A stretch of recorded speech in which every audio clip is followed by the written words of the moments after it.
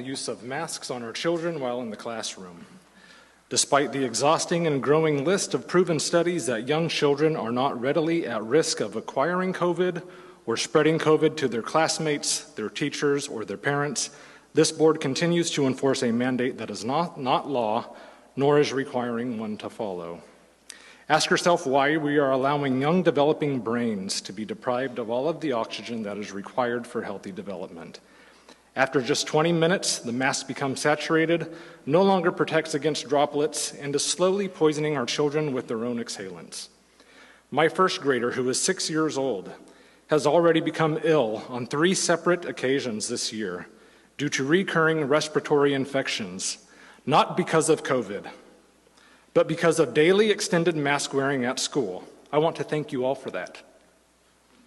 My 4-year-old in preschool, who chooses to sleep in the same bed with her brother every single night, has been free of such afflictions because her preschool does not enforce such idiotic and unlawful mandates. We can pretend and beat around the bush that this is not political, but we all know, and anyone with a pissant-sized brain can see through the charades. The politics are polarizing, and literally every aspect of our life has been funneled through a political filter. This board and its policies are clearly no exception. Let's no longer play games, and let's call a spade a spade. While on the subject of politics and political filters, let's move to the issue of equity. Thank you for recognizing that all kids, regardless of their skin color, are worthy of receiving help. I noticed the change on board policy 0415. It now says all students instead of specific groups. Let me clear up some confusion regarding 10,000 students and community members begging for this equity. I too have been born, raised, lived, and started a family and know many in this community. To believe that the majority are asking for this is a gross falsehood. It does mention, though, that this board will adopt curriculum and instructional materials. What are those things? It states that this board will provide time with local agencies and groups to students. Who are these agencies and groups? It states that this board will hire and retain a diverse staff that reflects the demographics of our area. I guess hiring on merit and past successes no longer is more important or attractive to those responsible for hiring those teaching our children than one's skin color. How pathetic this is becoming. I ask and recommend to this board that the parents whom are taxpayers of this public school system have a say on the content of material that is fed to our children, not the Sorry, you've used your time. Thank you.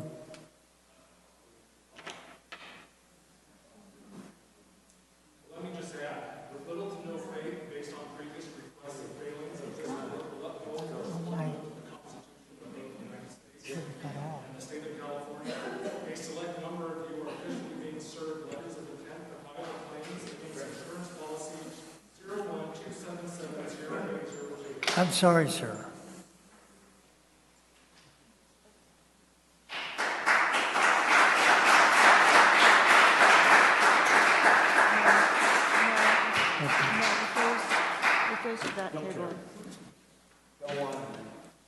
Joanna? You've been served, sir. Excuse me, please don't do this.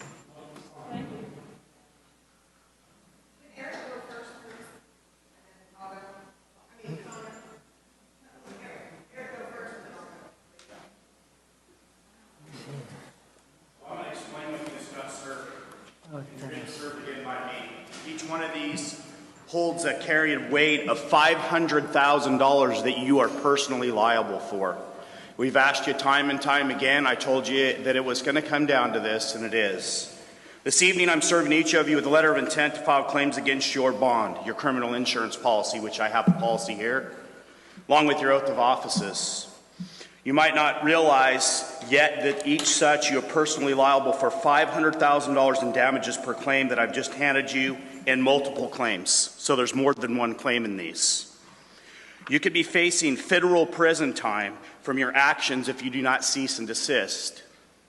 A downstate Illinois judge issued a ruling declaring Governor J.B. Pritzker's emergency rules for COVID-19 mitigations in school null and void, effectively stopping the state's mandate in the school buildings. Sorgan County Circuit Court Judge Raylan Griskew issued the order Friday afternoon in a lawsuit brought by hundreds of parents and more than 145 school districts who claim the mask order denies students due process. Statutory rights have attempted to be bypassed through the assurance of executive orders and emergency rules stated in a 29-page order. This type of evil is exactly what the law has intended to constrain. I don't want to see any of this to happen to you, but we will file claims on each and every one of your bonds. So, got in here, there's some literature with my attorney, Lee Dundas, who is with Thomas Rentz, that's been speaking at the U.S. Senate House with Ron Johnson. Okay, so if you guys aren't familiar with that, you might want to watch it. This is not a game anymore. This is serious now. Thank you.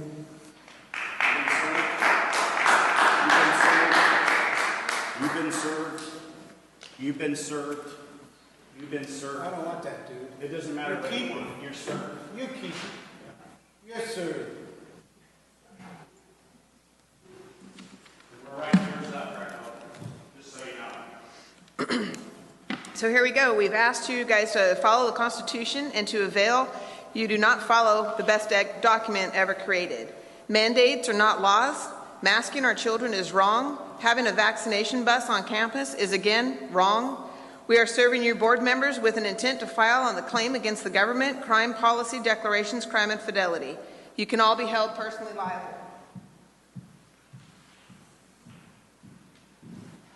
You've been served. You've been served. You've been served.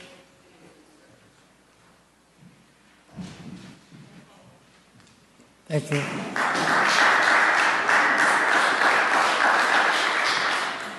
Sandra?